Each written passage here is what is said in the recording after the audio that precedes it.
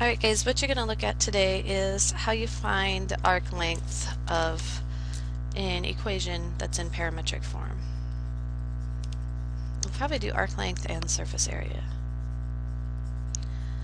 We did arc length and surface area before in rectangular form. Parametric form is actually a little bit easier for some things. This would be one of them.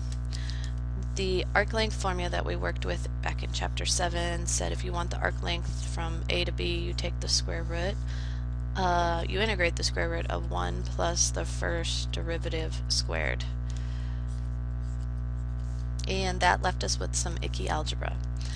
In parametric form, because we are not just in explicit form, it's parametric form, our formula is from a to b of the square root of dx dt squared plus dy dt squared.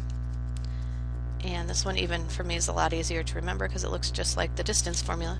So you have x, your derivative of x with respect to t squared, your derivative of y with respect to t squared. So if you have a problem like x equals the natural log of t and y equals t plus 1, and you want to look at the arc length between t is 1 and 6, you could set up an integral. Your integral would go from 1 to 6 of the square root. The derivative of this would be 1 over t squared plus the derivative of this, which would be 1 squared, and this is all in terms of t. And you could integrate that.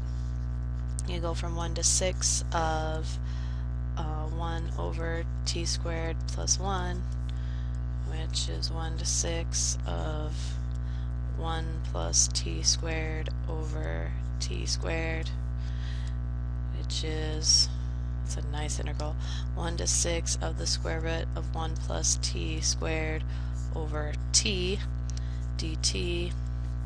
You can then use your calculator or a table. That one I can't really think of how you would see.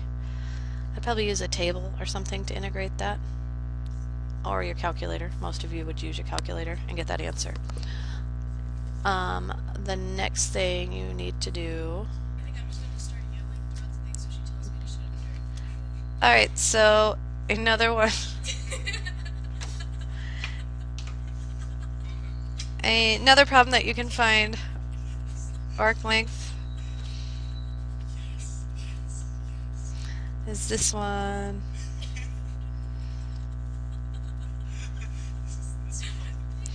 So you would go from -1 to 0, and the derivative of this is 2t squared plus 12t squared squared.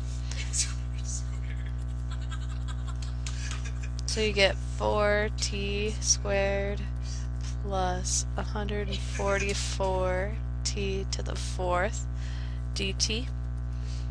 And then you can simplify that. Oops, this would go to 0. I lied. Use your calculator or a table or simplify that and get your value of your integral from -1 to 0, and that'll be your arc length. The other thing you have to do is find surface area.